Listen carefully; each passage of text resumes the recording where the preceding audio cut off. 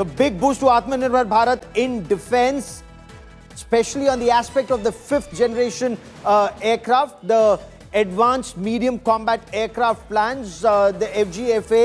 India has decided to join hands with France for the fighter jet engine, and this is a government to government deal is what we are being told, to jointly design and manufacture the Safran fighter jet engine, and this will be that new 120 kilonewton power engine for the advanced medium combat aircraft that New Delhi has been aspiring for to fly by 2035. India's very own fifth generation fighter jet.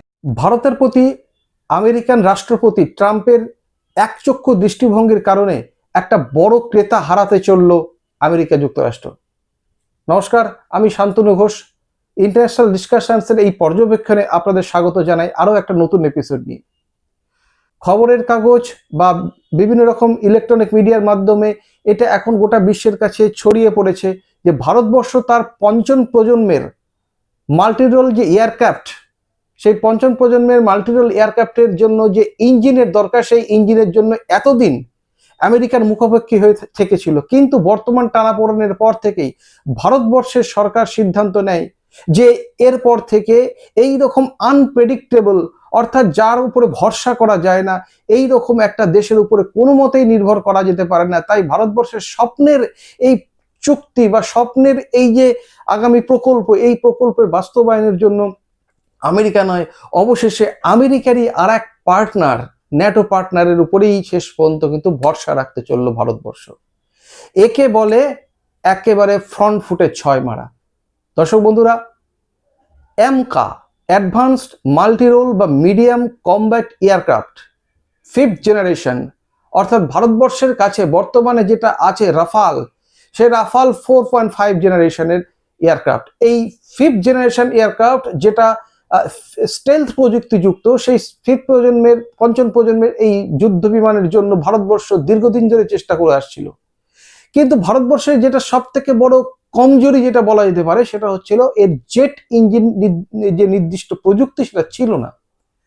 তার জন্য বিভিন্ন জায়গায় বিভিন্ন দেশে application, বিভিন্ন দেশের সঙ্গে সলা পরামর্শ ইত্যাদি চলছিলই। অবশেষে ভারতবর্ষ হাত ধরল ফ্রান্সের। জানা যাচ্ছে ফ্রান্সের সংস্থা স্যাফরানের সঙ্গে যৌথ ভিত্তিতে, যৌথভাবে একেবারে মেক ইন ইন্ডিয়া প্রজেক্টেই ভারতবর্ষের সঙ্গে ডিজাইন এবং জয়েন্ট প্রোডাকশন দুটোই হবে এই এমকার মধ্য দিয়ে। আসুন দেখে নেওয়া যাক যে এমকাটা প্রকৃতপক্ষে কি। অ্যাডভান্সড মিডিয়াম বা মাল্টিরোল কমব্যাট এয়ারক্রাফট, যুদ্ধ বিমানের যে নবতম সংস্করণ এখন পৃথিবীতে চলছে, সেটা হচ্ছে পঞ্চম প্রযুক্তির যুদ্ধ বিমান, ফিফথ জেনারেশন যুদ্ধ বিমান।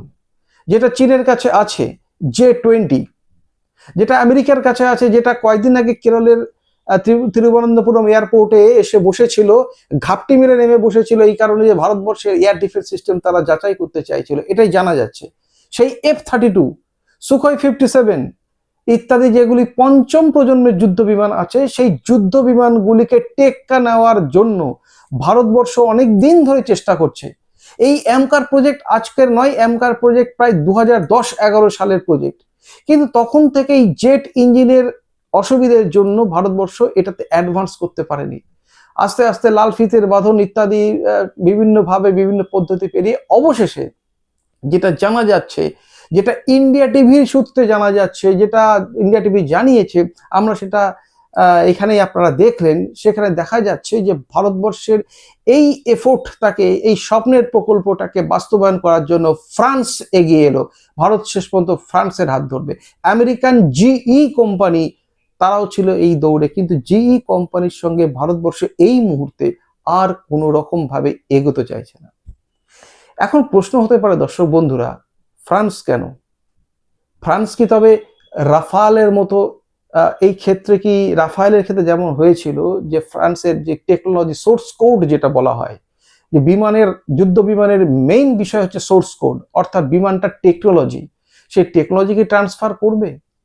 জানা যাচ্ছে যেটা সূত্র মারফত, যে এটা পুরোপুরিভাবে আত্মনির্ভর Bharat make in India project, say make in India প্রজেক্টের অন্তর্গতভাবেই যৌথভাবে এর ডিজাইনিং এবং এর প্রোডাকশন উভয়ই হবে। সুতরাং এটা ভারতবর্ষের এমকার অত্যন্ত নিজস্ব প্রোডাক্ট হবে, যার ফলে ভারতবর্ষ এটাকে টক্কর দিতে পারবে। জানা যাচ্ছে এর 2-3টি প্রোটোটাইপ 2028 বা 2030-এর মধ্যেই উপস্থিত হতে পারে, তবে পুরোপুরিভাবে ফাংশনাল হতে গেলে এটার জন্য আমাদের মিনিমাম 2035 পর্যন্ত অপেক্ষা করতে হবে দর্শক বন্ধুরা। তবে সবুরে মেয়া ফলে অবশ্যই আমরা তাকিয়ে থাকব, কারণ যুক্তরাষ্ট্রের থেকে, আমেরিকা যুক্তরাষ্ট্র থেকে ফ্রান্স অনেক রিলায়েবল পার্টনার। এবার একটা ছোট্ট প্রশ্নে চলে আসি, যে হয়তো এটা প্রশ্ন হতে পারে কেন ফ্রান্স, কারণ ন্যাটো জোটের মধ্যে অন্যতম পার্টনার ফ্রান্স, তাহলে এই ফ্রান্সের উপরে বিশ্বাস করা যায় কি করে? অ্যাকচুয়ালি দর্শক বন্ধু, সত্যি কথা বলতে গেলে আমি অ্যাডমিট করি, যতটুকু আমি পড়াশোনা করেছি, যতটুকু বোঝা যায় বা আমি বুঝতে পেরেছি, যে আমি তথ্য সংগ্রহ করেছি, গোটা বিশ্বে কিন্তু আমেরিকান যে আমেরিকান উইপন্সের মতো সফিস্টিকেটেড উইপন্স কোথাও নেই। এটা কিন্তু অ্যাডমিট করতে হবে, আমি অ্যাডমিট করি। যতটুকু বুঝি আমার মনে হয়েছে আমেরিকান উইপনের মতো সফিস্টিকেটেড উইপন এবং রিলায়েবল উইপন, বিশ্বাসযোগ্য উইপন কিন্তু অন্য কোথাও নেই। আপনি যদি বলেন স্টেলথ বোম্বিং এর জন্য, স্টেলথ বিমানের জন্য, তাহলে F-32, F-35 কিন্তু এর জুড়ি মেলা ভার। এর স্টেলথ পজিটি এতটাই সুন্দর। সম্প্রতি ফিনল্যান্ডে একটি এয়ার শো এর সময় রাফাল কিন্তু একে ডগ ফাইটে একে প্রায় লক করে দিয়েছিল। কোনো জায়গায় ক্র্যাশ হওয়ার খবরও পাওয়া গেছে, ইউকেতে ক্র্যাশ হওয়ার খবর পাওয়া গেছিল তিরুবনন্তপুরমে ব্রিটিশ রয়্যাল নেভির একটি F-35 যুদ্ধ বিমান, সেটা তিরুবনন্তপুরমে ল্যান্ড করতে হয়েছিল জরুরিভাবে, এবং সেটা প্রায় 1 মাস ছিল, 1 মাস ভারতবর্ষে ছিল। এত সত্ত্বেও কিন্তু এটা জোর গলায় বলতে হবে, আমেরিকান উইপেন্স কিন্তু অত্যন্ত সফিস্টিকেটেড, কিন্তু আমেরিকানস পিপল নয়, আমেরিকানস লোকজন নয়। লোকজনদের ক্ষেত্রে কিন্তু রাশিয়ানসরা অনেক বেশি ভারতবর্ষের কাছে গুরুত্বপূর্ণ। F-57 এর থেকে, সুখোই 57 এর থেকে F-35 অনেক বেশ কিছু এগিয়ে থাকতে পারে, কিন্তু মানসিকতার দিক থেকে রাশিয়ানসরা অনেক বেশি রিলায়েবল, কমফোর্টেবল, অনেক বেশি গ্রহণযোগ্য তারা আমাদের কাছে, তারা বিট্রে করেনি। কিন্তু আমেরিকার তো কোনো ভরসা নাই, তারা টাকা নিয়ে হয়তো বলতে পারে না আমি দেব না। তারা যেমন বলছে ডলার, তাদের কাছ থেকে বিজনেস করলে সেই ডলার ইন্ডিয়া, ধরুন আমি আমার এই চশমা আমি বিক্রি করে দেবো, আমি কাকে বিক্রি করবো, 500 টাকা হোক, 600 টাকা হোক, 700 টাকা হোক, তারপরে সে তার মতো করে যেটা খুশি করবে, বা আমি টাকাটা যা খুশি করবো। আমেরিকার কিন্তু তা নয় পলিসি। আমেরিকান পলিসি হচ্ছে আপনি আমার কাছ থেকে বিক্রি করতে পারেন, কিন্তু সেই টাকায় আমি ঠিক করে দেব যে আপনি এটা কি করবেন, লাউ ঠেলা। এইরকম উদ্ভট দেশ কোনোভাবে বিশ্বস্ত না, সেই কারণে আমেরিকানসরা কোনোদিনও টেকনোলজি ট্রান্সফার করবে না। সেই কারণে আমেরিকানদের সঙ্গে স্বাভাবিকভাবেই এই চুক্তি করা যেতে পারে না, কারণ চুক্তি অর্ধেক যাওয়ার পরেই হয়তো তারা বলল, আমেরিকান যে জেনারেল GE কোম্পানি আছে তারা হয়তো বললো যে না, আমরা আর দিতে পারছি না। তখন আমাদের এই এমকার প্রজেক্ট কিন্তু অনেক পরে চলে যাবে, অনেক দূরে চলে যাবে। তাই কোনো রিস্ক আর ভারতবর্ষের গভর্নমেন্ট, সরকার আর নিতে চাইলেন না। আর এই ডিলটা হবে সরকার থেকে সরকারের মধ্যে, এর মাঝখানে কোনো মিডলম্যান নেই, কোনো থার্ড পার্টি নেই, কিচ্ছু নেই, সরকার থেকে সরকারের মধ্যে। যতটুকু আমরা খবর পাচ্ছি, ইউরেশিয়ান টাইমস নামে একটা বিখ্যাত নিউজ পোর্টাল আছে যারা এই যুদ্ধের খবরগুলো কভার করেন, সেখানে এই জিনিসটাও দেখা যাচ্ছে যে গভর্নমেন্ট টু গভর্নমেন্ট ডিল হবে, এবং এটা ভারতবর্ষকে তার আর্মির দিক দিয়ে, তার আকাশ প্রতিরক্ষার দিক দিয়ে বা আকাশ ব্যবস্থার দিক দিয়ে অনেক উন্নত জায়গায় নিয়ে যাবে। এবার প্রশ্ন হচ্ছে এই ফ্রান্স কেন? প্রথম কথা, ফ্রান্স রিলায়েবল। কেন রিলায়েবল জানেন? 1971 সালে যখন পাকিস্তান তার পক্ষ নিয়েছিল ইরান, ইংল্যান্ড, চায়না এবং সবার উপরে আমেরিকা, তখনও কিন্তু সেই সময়ে ফ্রান্স কিন্তু প্রত্যক্ষভাবে পাকিস্তানকে সাপোর্ট করেনি।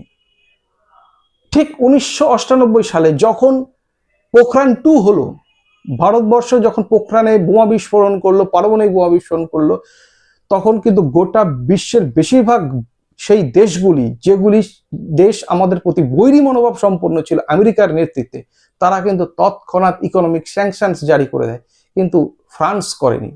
তাই ফ্রান্সের সঙ্গে একটা বরাবর ভারতবর্ষের একটা নিবিড় সম্পর্ক আছে। সে সিটি অফ জয়ের ডমিনিক ল্যাপিয়ার থেকে শুরু করে জ্যাক শিরাক যাই বলুন, তারা বরাবরই ভারতবর্ষের সঙ্গে একটা সুন্দর, একটা সখ্যতাপূর্ণ সম্পর্ক রেখে গিয়েছিলেন।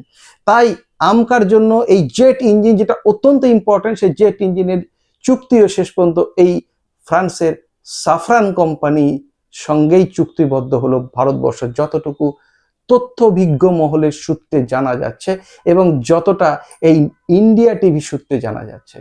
এটা ভারতবর্ষের ক্ষেত্রে অত্যন্ত একটা বড় ইতিবাচক দিক। পাশাপাশি কত হাজার কোটি টাকা এই ব্যবসার মাধ্যমে লস করলো আমেরিকা এই ডোনাল্ড ট্রাম্পের গোয়ার তুমির জন্য, এটা আস্তে আস্তে আমেরিকাও বুঝতে পারবে। সময় আসুক, জিও পলিটিক্সে কোনো কিছুই আজ এখানে আছে কাল সেখানে হতে পারে, কোনো অসুবিধা নেই। কারণ আমেরিকাকে তো ভরসা করা যায় না। যে আমেরিকা বলেছিল পাকিস্তান একটা সন্ত্রাসবাদী দেশ, যে আমেরিকা বলেছিল পাকিস্তানে অ্যাটবাবাদে সেখানে ছিল কুখ্যাত সন্ত্রাসবাদী ওসামা বিন লাদেন, সেই আমেরিকা তাদের স্বার্থের জন্য আসিম মুনিরকে নিয়ে গিয়ে ওখানে ভোজ খাওয়াচ্ছে, গেলাচ্ছে, পড়াচ্ছে, ইত্যাদি করছে, তাদেরকে উল্টে পয়সা দিচ্ছে। তারা এই আমেরিকার উপর বিশ্বাসযোগ্যতা কিভাবে থাকবে? তাই আমেরিকা নয়, আমেরিকা হটো। ফ্রান্স যারা আমাদের ট্রাস্টেড পার্টনার, সেই ফ্রান্স এবং রাশিয়া এরা আমাদের ট্রাস্টেড পার্টনার। এই পার্টনারদের সঙ্গে ভারতবর্ষ আবার তার রাষ্ট্রনীতি এগিয়ে চলার পথ গ্রহণ করলো। আজকে এই পর্যন্তই, আবার একটা এপিসোড নিয়ে দেখা হবে। কেমন লাগলো এবং ভারতবর্ষের এই পদক্ষেপ কতটা গ্রহণযোগ্য আপনারা কি বলেন? অবশ্যই কমেন্ট বক্সে আপনার মন্তব্য করুন এবং ভালো লাগলে প্রতিবেদনটি লাইক এবং অবশ্যই শেয়ার করুন। ধন্যবাদ।